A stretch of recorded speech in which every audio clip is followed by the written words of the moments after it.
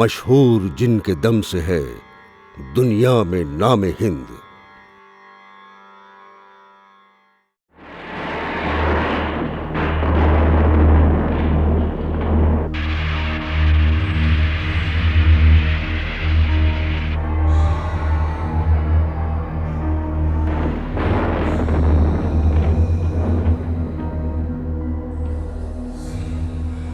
20ویں صدی کی تیسری دہائی جب نامساعد حالات اور سنگین مسائل سے الجھ رہی تھی اور آزادی کے نعرے بلند کیے جا رہے تھے، فرنگی فوجیوں کی کمر ٹوٹ رہی تھی اور ہندوستان ایک نئے نظام کی تعمیر کی طرف گامزن تھا۔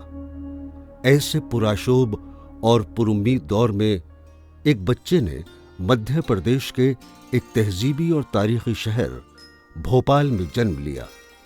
اس بچے کا نام گھر والوں نے سید غلام السیدین نقوی رکھا، جسے آج عالمی برادری سعید نقوی کے نام سے جانتی ہے۔ ایک بلند قامت صحافی، دانشور اور ایک درد مند انسان۔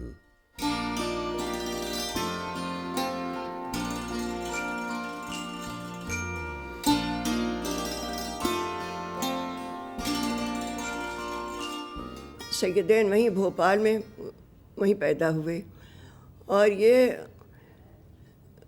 جیسے ہم نے ابھی بتایا کہ وہ جیسے پیدا ہوئے وہ تھوڑی دیر کے بعد ان کو نہلا وہلا کے لٹایا گیا، تو پہلی آواز صبح اذان کی ان کے کان میں آئی اور چونک گئے اذان کی آواز پہ۔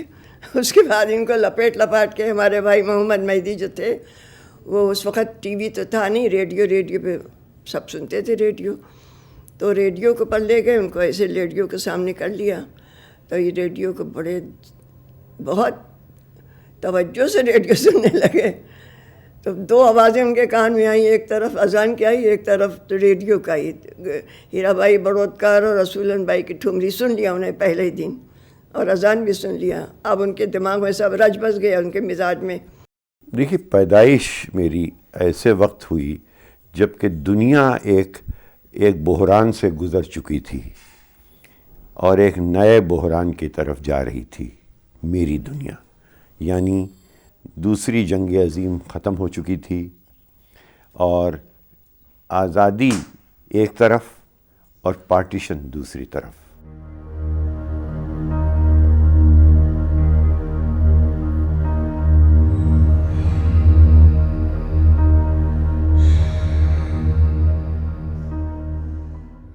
پہلی بات تو تم کو یہ بتا دیں کہ سیدین کا نام کچھ ایسا ہے کہ جیسے آفتاب کی کرنوں کو آپ سمیٹ لیں، سمندر کی لہروں کو گننا، آفتاب کی کرنوں کو پانا، محبوب کی اداؤں تک پہنچنا اور سیدین کو سمجھنا برابر۔ پوری شخصیت جو ہے اور آج بھی وہ مور پنکھی ہے، اس کے اندر کروڑوں رنگ ہیں، اور ہر رنگ میں ایک ابدی تازگی، ایک ابدی چمک، ایک ابدی دمک ہے۔ ایک طرف انتہا سے زیادہ شوق ہے، لیکن دوسری طرف انتہائی مہذب ہے۔ ایک طرف وہ گھر کے ہر فرد کا مذاق اڑاتا ہے، لیکن لائن آف ڈیمارکیشن کھینچنا جانتا ہے کہ بدتہذیبی میں اور تمیز میں فرق کیا ہے۔ ایک دن میں فزکس کے کلاس میں بیٹھا ہوا تھا، ماسٹر فزکس پڑھا رہے تھے، تو یہ ایک دم سے ہمارے اپنے کلاس سے نکلے، وہ گزرے ہماری طرف سے، تو ماسٹر سے بولے، سر کین آئی اسپیک ٹو ناصر؟ کہ نو نو یو آر ڈسٹربنگ ہم، کہ نو سر پلیز۔ اور اتنی سیریسلی انہوں نے کہا، سر پلیز، تو انہوں نے کہا آل رائٹ ٹیک ہم اوے۔ تو یہ لے گئے، باہر گئے، ہم نے کہا کیا ہوا کیا ہوا؟ تو کہا کچھ نہیں، جاؤ۔ But that was his idea of a joke. انہی نے، ان کے ایگزامس چل رہے تھے، وہ ایک جگہ تھی جہاں ایگزامس ہوتے تھے، بڑا سا ہال تھا، اسپینس ہال، اس کے اندر ان کا ایگزام ہو رہا تھا۔ تو ایک دم سے یہ ماسٹر صاحب شرما صاحب کے پاس گئے کہ سر پلیز میں آئی گو ٹو دا ٹوائلٹ. انہوں نے کہا جاؤ. یہ جب کتابوں کے پاس سے گزرے جو کاپیاں تھیں اس دن کی, اس میں سے ایک کاپی لے کے بھاگے اور شرما صاحب ان کے پیچھے بھاگ رہے ہیں, رکو رکو رکو. تو یہ رکے اور پرنسپل کے پاس لے جائے گئے کہ بھائی یہ کیا کر رہے تھے, تم کاپی کر رہے تھے؟ کہ نہیں صاحب بالکل نہیں. کہتے واٹ ور یو ڈوئنگ؟ کہ sir I was trying to create suspense. Principal had a good sense of humour, he said all right go. اس طرح کی چیزیں کیا کرتے تھے. اب مثلاً فزکس میں ہمیشہ لڑک گئے, فزکس نہیں سمجھ میں آئی تو امتحان سے پہلے ایک ٹیسٹ ہوتا تھا کہ بھائی یہ امتحان میں اسکول کے گریڈز کو کمزور نہ کر دے یہ لڑکا, اس کو مارکس تو ملیں گے نہیں. تو وہاں انہوں نے ایک سوال تھا نیوٹنز لاز کے اوپر 1 2 3 4. اب مجھے ایک بھی نہیں یاد تھا, تو میں نے کیا کیا کہ اس پہ لکھا on everything that Newton so he always made some stupid law. This line is bent, that line is straight. When bodies sink they lose their weight. Does air consist of oxygen? The types of food consumed by men. In brief, on everything he looked. A new and tedious law he cooked. یہ صاحب میں نے copy میں لکھ کے اور پیش کر دیا. مسٹر لا تھے ٹیچر فزکس کے, نمبر آئے. انہوں نے صاحب کہا کہ you fit to be a mochi, you fit to be a cobbler. اور اس طرح کی ڈانٹیں ملتی تھی کہ یہ اگر آپ کریں گے, لیکن انہوں نے 100 میں 10 نمبر دیے شاعری کے. تو اس طرح کی شرارتیں بہت سی تھیں. شرما جی ہمارے ہندی کے ٹیچر بہت عاجز رہتے تھے, لیکن صاحب ایسا اچھا اسکول تھا کہ میں بتا نہیں سکتا ہوں. اتنا اچھا اسکول دنیا میں نہیں جتنا کہ لا مارٹینیئر ہمارے زمانے میں تھا. میری پہلی ابتدائی پرورش مصطفیٰ آباد میں ہی ہوئی, اور اردو کا اگر کوئی ذرا سا بھی میرے اندر اثر ہے تو وہ سب مجھے مصطفیٰ آباد سے ہی ابتدا میں ملا. مصطفیٰ آباد سعید نقوی کا آبائی وطن, جہاں جگر مراد آبادی اور میر انیس کے پوتے دولہ صاحب عروج جیسے بہت سے ممتاز شعراء اور ادبا جمع ہوتے تھے, اور شعر و شاعری کی محفلیں آراستہ ہوتی تھیں. محرم کے موقع پر مرثیہ خوانی اور سوزخوانی ہوا کرتی تھی. میر انیس اور میر نفیس کے مرثیے پڑھے جاتے تھے. بستی جو تھی وہ پورا اودھ کا علاقہ ڈیوائیڈڈ تھا.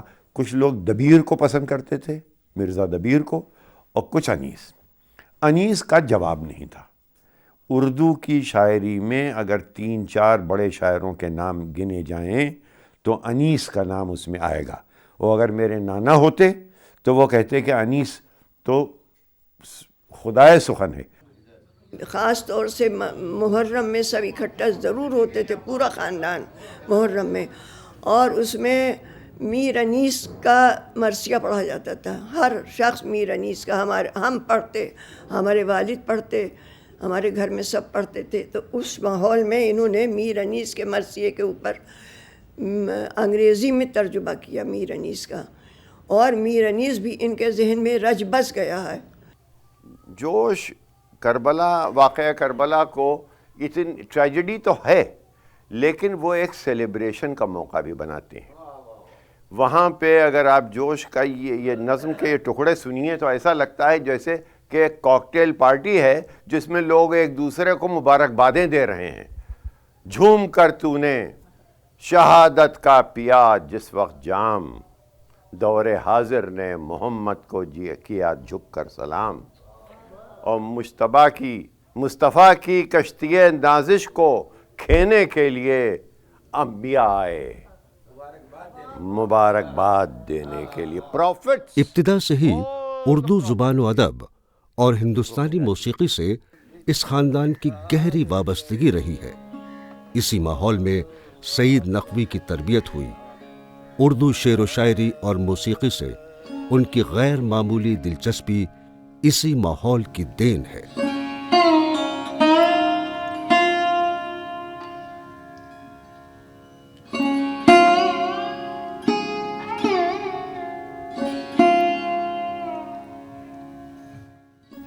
اب آج کل پھر ان کو یہ شوق ہوا ہے اردو کا، جو کہ میں پڑھنے کا بھی، پہلے تو شروع میں تو ظاہر ہے پڑھنا بھی مشکل ہوتا تھا اردو کا ان لوگوں کے لیے، کیونکہ یہ پڑھے ہوئے ہیں انگریزی اسکول کے لکھنؤ میں لا مارٹینر سے، اور پھر وہاں سے لا مارٹینر پاس کر کے آئے تو علی گڑھ پہنچے.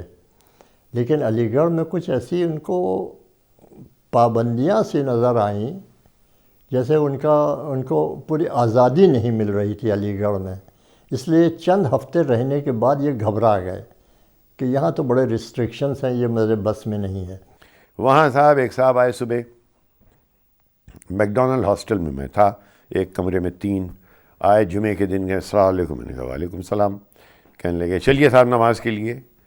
تو آج تک میرے اوپر، میرے گھر میں مسجد تھی، لیکن کبھی یہ زبردستی نہیں ہوئی تھی کہ نماز کے لیے جائیں. کبھی کبھی جاتے تھے ہم لوگ نماز پڑھنے، کبھی کبھی ہم لوگ وہاں جا کے اذان دیا کرتے تھے مجلس میں، تاکہ ہمارے نانا دادا ہم کو انعام دیتے تھے کہ بھائی اس نے آج اذان دی. تو یہ بھی کیا، یعنی مذہب، لا مذہبیت نہیں تھی، لیکن کوئی کمپلشن نہیں تھا کہ آپ نماز ضرور پڑھیں. یہ کہ ایک ایٹماسفیئر، یہ پوری ایک بلیف یہ تھی کہ ہر مذہب ایک کلچر ایگزیوٹ کرتا ہے، چاہے وہ آپ کا مذہب ہو اور چاہے وہ میرا، اور اس کلچر سے ہم سب فیضیاب ہوتے ہیں، چاہے وہ آپ ہندو کا کلچر ہو چاہے میرے مسلمان کا کلچر ہو، اور آخر میں دونوں میں ایک جا کے ملن ہوتا ہے، جس کو کہ ہم کمپوزٹ کلچر کہتے ہیں. یہ تھا. لیکن وہاں علی گڑھ میں جب ان کا السلام علیکم صاحب نماز پڑھنے چلیے، تو صاحب یقین نہیں ہوگا کہ 20 دن میں صرف طالب علم رہا علی گڑھ مسلم یونیورسٹی کا. میں نے صندوقچہ اپنا بند کیا، 160 روپے کوشن منی بہت ہوتے تھے میاں ان دنوں میں، وہ چھوڑ چھاڑ کے میں دلی آ گیا باپ کو بتائے بغیر.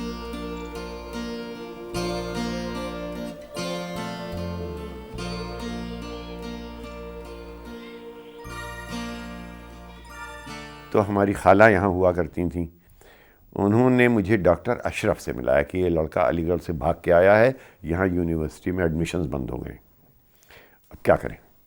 تو ڈاکٹر اشرف نے، وہ ان دنوں میں کروڑی مل کالج میں پڑھایا کرتے تھے ہسٹری، انہوں نے مجھے وہاں ایڈمیشن دلا دیا تھا. ان کے دوست تھے یہ امیتابھ بچن اور وی ایم بڈولا، اس طرح کے ان کا دلی کا گروپ تھا. کروڑی مل کالج میں ایک اور صاحب تھے جن کا نام تھا امیتابھ بچن، اور سوائے اچھا امیتابھ بچن سے بڑی دوستی ہو گئی. وہ ان دنوں میں پری میڈ کر رہے تھے، کوئی ڈاکٹر وغیرہ بننے کا شوق تھا، اور وہ ان کے خیر قصے الگ. وہ جناب بسیں بدل کے جایا کرتے تھے، وہ رہا کرتے تھے ویلنگٹن کریسنٹ میں، لیکن بس بدلتے تھے کیونکہ ایک لڑکی تھی اس کی مرانڈا ہاؤس میں، وہ ان کو بہت پسند تھی. تو اس کو دیکھنے کے لیے وہ باقاعدہ جاتے تھے مرانڈا ہاؤس بس اسٹاپ سے، بس پکڑتے تھے اور پھر اپنے گھر جاتے تھے. زندگی گزر گئی، انہوں نے اس سے حلو تک نہیں کی.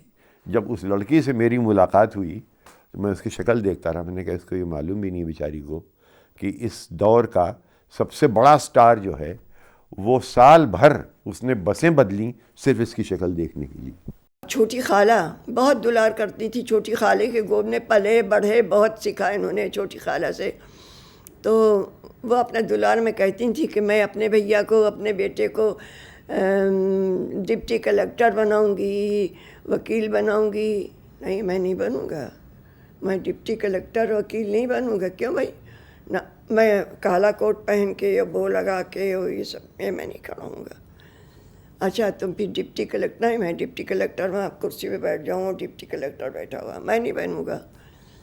اچھا پھر تم کو بنائیں گے جج ہائی کورٹ کا. نہیں، میں سوٹ پہن کے وہاں جج نہیں بنوں گا، مجھے نہیں اچھا لگتا جج وج بننا.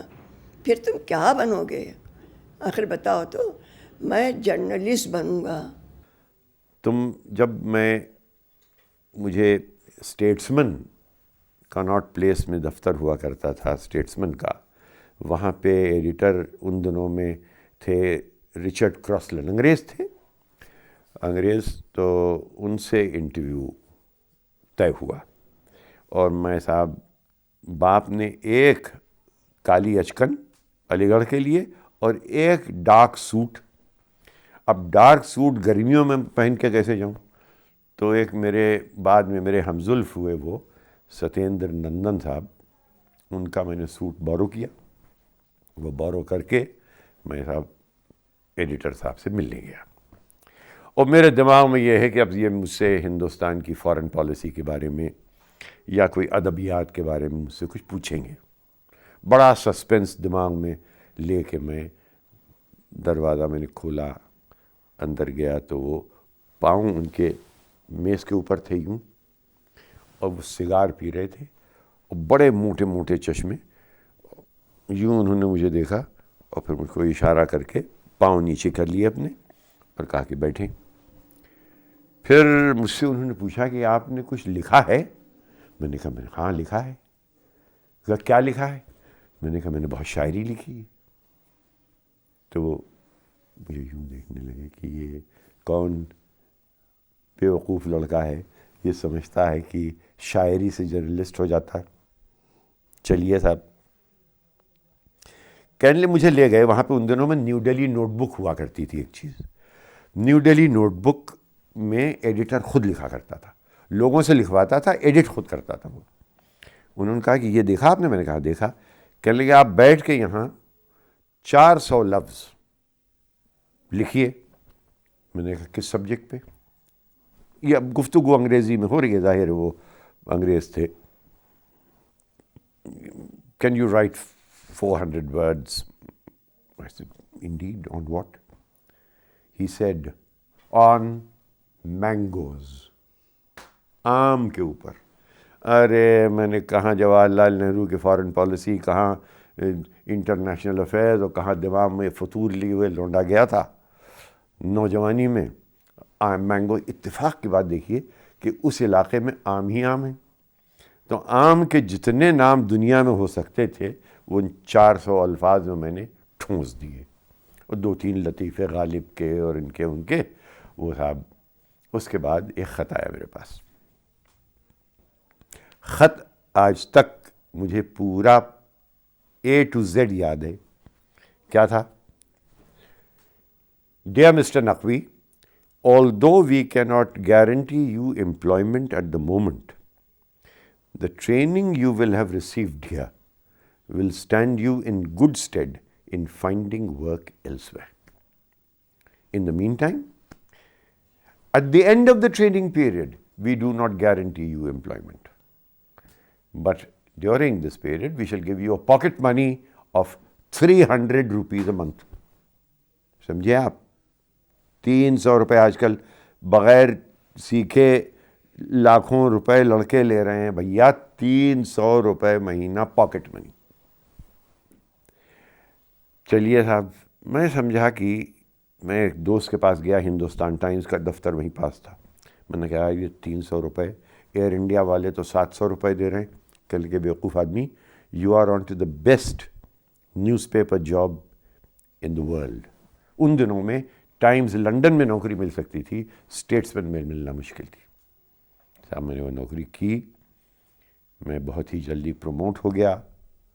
پروموٹ اوپر گیا، پھر اتارا گیا، پھر کیا کچھ میں نے نہیں کیا. دوران ملازمت وہ مختلف نشیب و فراز سے بھی گزرے، لیکن اپنی انفرادیت کو ہمیشہ قائم رکھا. اسٹیٹسمین سے علیحدگی کے بعد جنوبی ہند میں انڈین ایکسپریس کے چیف ایڈیٹر مقرر ہوئے.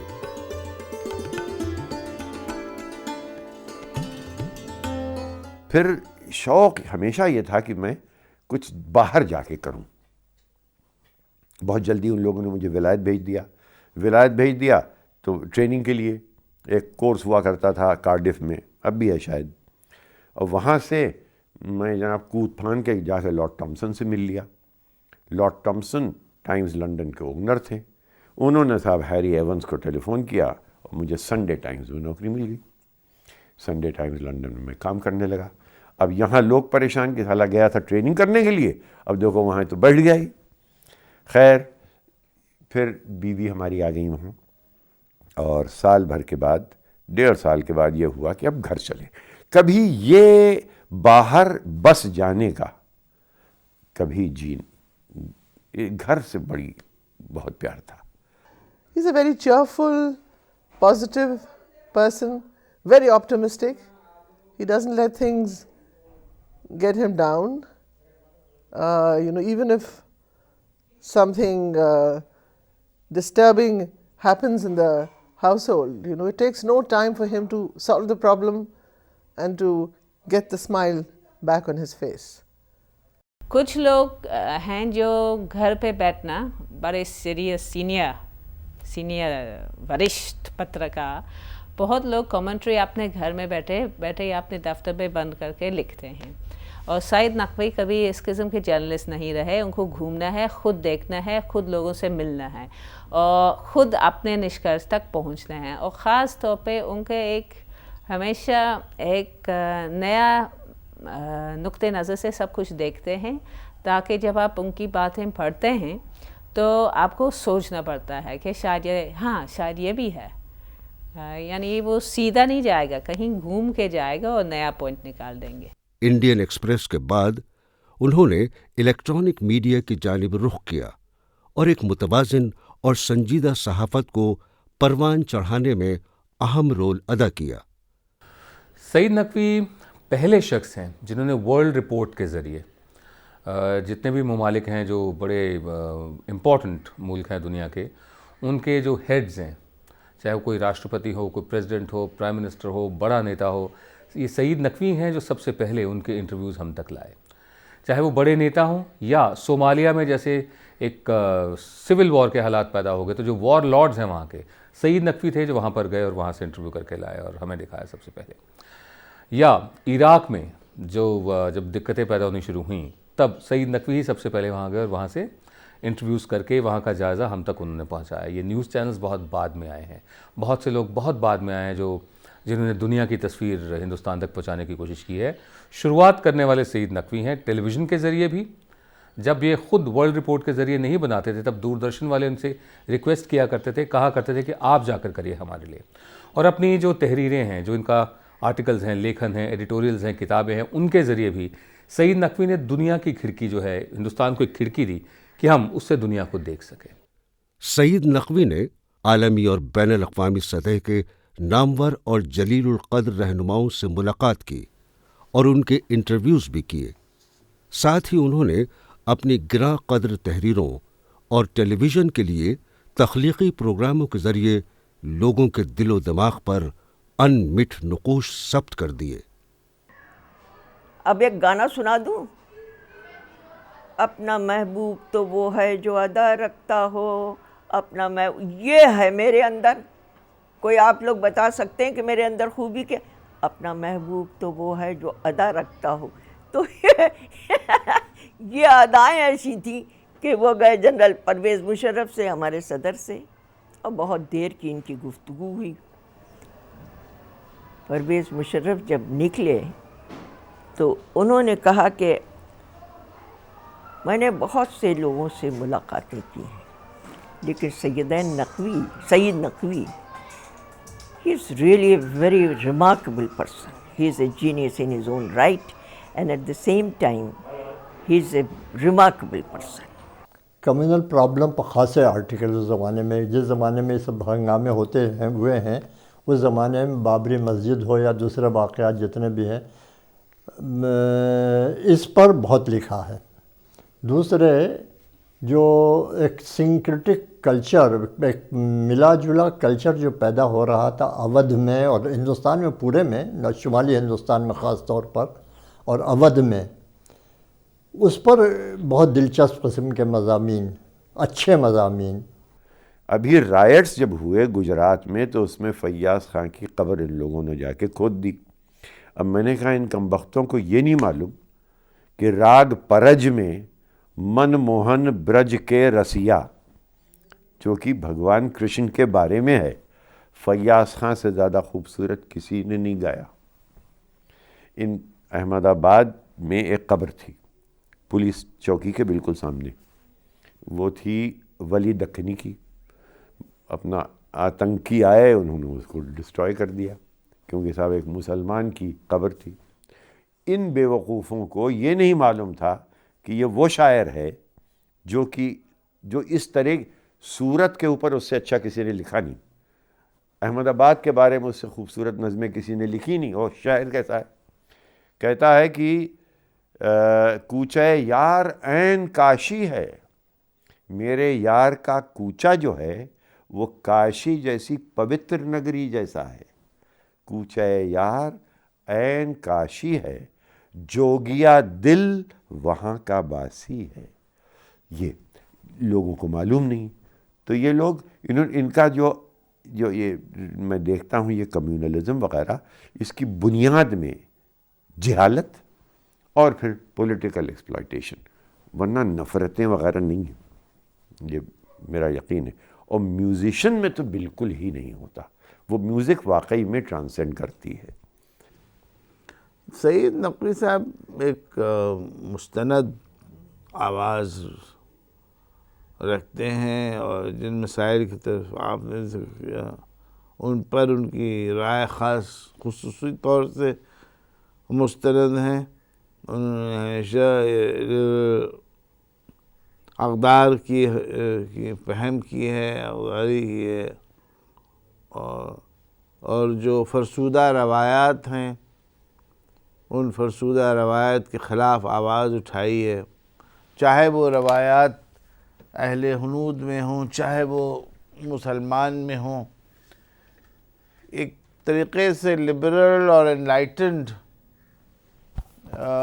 جو پرسپیکٹیو ہے, جو نظریہ ہے, اس کو آگے لگانے کی کوشش کی ہے.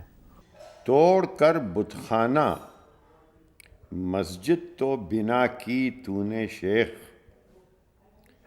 توڑ کر بت خانہ مسجد تو بنا کی تو نے شیخ, برہمن کے دل کی بھی کچھ فکر ہے تعمیر کی. یعنی جب تو نے وہ بت خانہ توڑا, وہ مندر توڑا, چلو ہم نے مانا کہ تو نے ایک مسجد کی نیو فاؤنڈیشن ڈال دی, لیکن تو نے کبھی یہ بھی سوچا کہ وہاں ایک پروہت جو پوجا کرتا تھا اس کا دل بھی تو نے توڑا, اس کی ریپیئر کے بارے میں کبھی کچھ سوچا, اس کی تعمیر کے بارے میں کبھی کچھ سوچا؟ کہنے کا مطلب یہ ہے کہ دنیا میں ہر گناہ معاف ہے, لیکن کسی کا دل توڑنا یہ معاف نہیں.